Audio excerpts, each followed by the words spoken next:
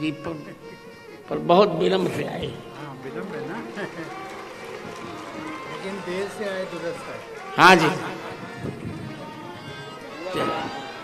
आपको पहना रहे हैं, आपको पहना रहे हैं। हमने पहन लिया हमने। स्वाति नहीं श्रीमती जी है, सविता।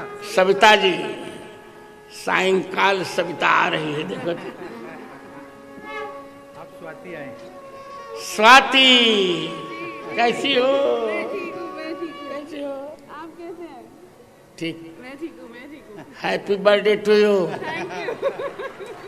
ए रामचंद्र दास, आपको भी। रामचंद्र दास, हमारे पादुका पर क्या चढ़ा है? नहीं नहीं अलग से नहीं, न पादुका जी की हो। ये पादुका जी कितने नहीं लग रहे तुम्हारे यहाँ चढ़ गए। ये तो आप लीजिए। ये पादुका जी के यहाँ पहले देखो कितनी क्या चढ़ा है।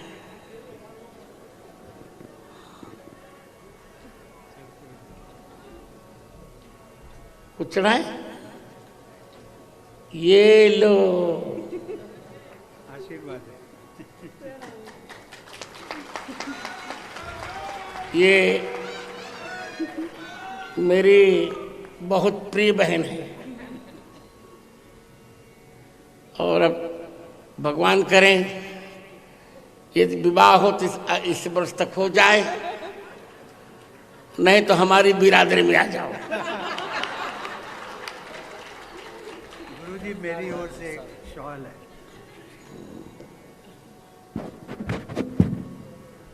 हमारे पूर्व राष्ट्रपति मुझ पर इतना प्रेम करते हैं, इनको मैं भी बहुत प्रेम करता हूँ। हमारे विश्वविद्यालय में आए और दीक्षांत भाषण में मुख्य अतिथि थे। उसी समय मेरा व्रत टूट रहा था जब तुम्हारी बुआ जी भी थी विराजमान, अब तो वो नहीं रहे। और वही प्रेम हमारा मेरा इनका चल रहा है, आगे भी चलता रहेगा, क्योंकि ये रामनाथ है, राम नाथ यस्य, राम जी जिसके नाथ हैं वही है रामनाथ, और मैं हूं रामभद्र, रामात भद्रम यस्य, राम जी से जिसका कल्याण हो वह है रामभद्र। तो आज बस अब तो कथा विश्राम ले लेंगे। पूर्व राष्ट्रपति रामनाथ कोविंद जी को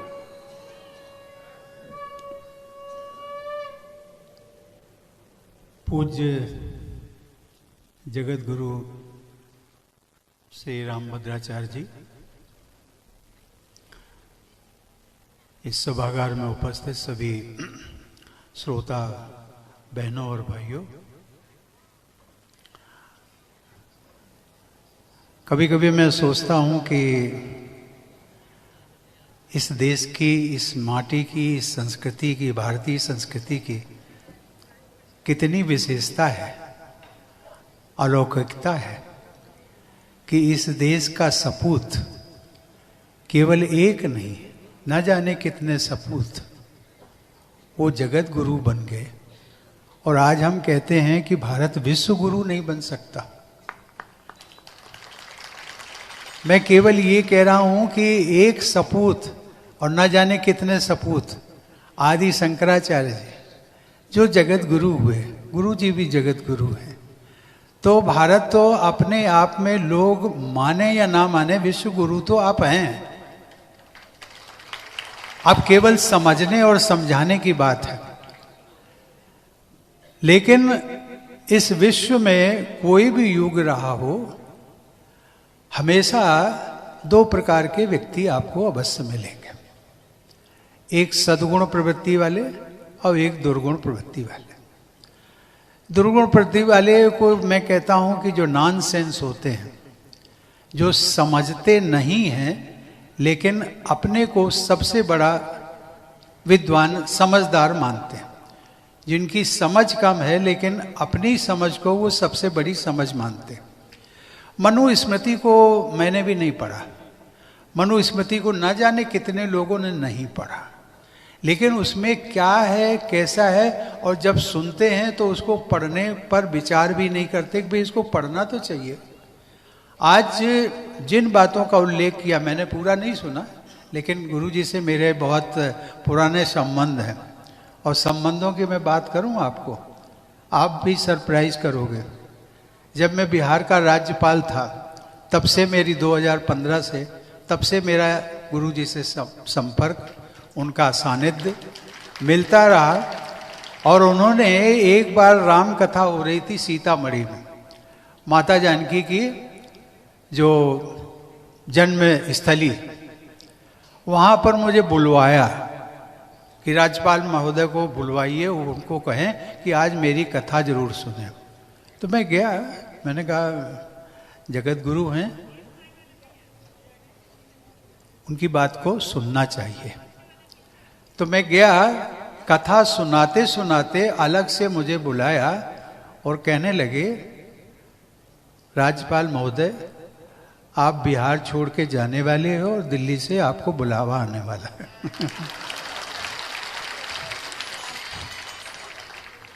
तो मैंने कहा कि गुरुजी, ये तो मैं जानता हूं कि आप सर्वज्ञ हैं, सब चीजों को जानते हैं, लेकिन ये प्रेडिक्शन जो करने लगे, प्रेडिक्शन, तो मैंने कहा ये कब से कर, मैंने नहीं सुना है कि आप प्रेडिक्शन भी करते हैं। कहने लगे मैं प्रेडिक्शन नहीं कर रहा हूं, ये तो जो मेरे ज्ञान चक्षु हैं, लोग मुझे कभी कभी कहते हैं कि शायद गुरुजी तो रामभद्राचार्य जी तो दृष्टिबाधित हैं, लेकिन मैं अपने को नहीं मानता हूँ दृष्टिबाधित। मैं तो मानता हूँ मेरे पास ज्ञान चक्षु है, सांसारिक चक्षु नहीं है तो क्या हुआ। लेकिन एक ऐसी अलौकिक व्यक्तित्व जिसको हम समझ सकते हैं कि 2 वर्ष, मात्र 2 वर्ष के जन्म के पश्चात, 2 महीने के पश्चात जिसकी आंखें चली जाए, उनके माता पिता पर क्या बीतती होगी। उनके बड़ी बहन जिनको मैं देखता था, पूज्य माता कहता था, उन्होंने बिल्कुल गुरु जी को अपने, जब तक वो जीवित रही, अपने बेटे के समान पाला। तो मैंने उस दिन सीतामढ़ी में कहा कि गुरुजी आपका आशीर्वाद तो मुझे रहता ही है, अब मैं बिहार में रहूं या दिल्ली में रहूं, आपका सानिध्य तो मुझे मिलता रहेगा। तो उन्होंने कहा हाँ, अब मैं अब दिल्ली आया करूंगा और दिल्ली में मिला करूंगा। तो ये तो गुरु जी की एक विलक्षण प्रतिभा है जिसका, और वो बात सच कह रहे हैं। कुछ वेस्टेड इंटरेस्ट के लोग होते हैं, वेस्टेड इंटरेस्ट के। अभी आज जो यहाँ बातें सुनी जा रही हैं, वो मैं अभी कई जगह होकर के आया, 3-4 दिनों का प्रवास है मेरा महाकुंभ में, तो मैं जो सुन रहा हूँ तो कभी कभी लोग इसकी व्याख्या करने लगते हैं। आज मैं अभी थोड़ी देर पहले एक उसमें सेवा साधना, दिव्य प्रेम सेवा मिशन, उसमें मैं गया था। विषय मुझे दे दिया कि आप इस पर बोलेंगे। मैंने कहा भाई दिव्य हमारा महाकुंभ में इस विषय पर मत बुलवाइए। तो कहने लगे कि नहीं, जो समझदार होंगे वो अप्रिशिएट करेंगे, और जो ना समझ होंगे वो आप नहीं बोलोगे तब भी वो आपको, आपकी आलोचना करेंगे, और इस विषय पे बोलेंगे तब तो और भी करेंगे। और विषय हमें क्या दिया है जानते हैं? उन्होंने कहा 1 नेशन 1 इलेक्शन, आप इस पर बोलिए। तो मैंने कहा इस पर क्यों बुलवा रहे? कहते नहीं, ये विषय जो है राजनीति से जुड़ा हुआ नहीं है, बल्कि ये देश के हित से जुड़ा हुआ है, इसलिए आप बोलिए। गुरुजी मैं वहां बोल करके आया, मैं तो केवल इस पर, ये मनुस्मृति की जो बात है ना, ये सदियों से क्यों, बहुत वर्षों से चली आ रही है, और इसमें लोग समझते नहीं है कि उसमें क्या कहा गया है। अभी आज तो जो भारत का, मैं तो मानता हूं कि वर्तमान भारत के लिए मनुस्मृति यदि कोई है, उस मनुस्मृति को तो मैं जानता नहीं, यदि कोई मनुस्मृति है तो वो भारत का संविधान है, जिससे कि सरकारी व्यवस्था चलती है, जिससे कि हम सब बंधे हुए हैं। वो वर्तमान जो है वो हमारी है। और एक बार मुझे याद है गुरुजी, अटल जी की जब सरकार थी, तो मैं एक पदाधिकारी था राजनीतिक दल का, तो एक हमने बहुत बड़ी रैली वहाँ पर की। तो उन्होंने कहा कि मैं आज देश के लोगों से सबसे अपील करना चाहता हूँ, दिल्ली के लाल किले के इस प्रतिष्ठित स्थान से कि भारत जो है वो भारत मनुस्मृति का उल्लेख मत करिए। ये भारत का जो संविधान है वही मनुस्मृति है। लेकिन इस देश में गुरुजी आज नहीं कल परसों ये आपको इस प्रकार के 2 प्रकार के लोग जरूर मिलते रहेंगे। यहाँ से भी जाएंगे, वो आलोचना करते रहेंगे, आपकी करेंगे, हमारी भी करेंगे, और आपस में ही करते फिर आएंगे, फिर कहेंगे अब इनसे ये पूछो कि किसी ने मनुस्मृति पढ़ी है, नहीं पढ़ी है, किसी ने मनुस्मृति को वास्तविक रूप से समझा है, नहीं समझा है। लेकिन जो एक जिसको कहते हैं कुतर्क, एक कुतर्क को लेकर के ये जो अपने को बहुत समझदार समझते हैं, वो कुतर्क पर ज़्यादा आधारित होते हैं, समझदारी पर कम आधारित होते हैं।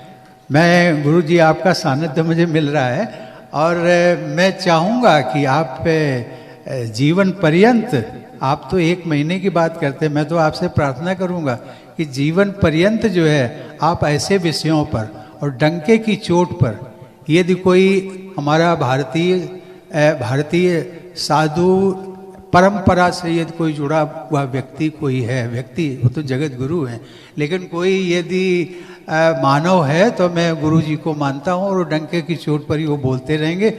मैं इन्हीं शब्दों के साथ में आप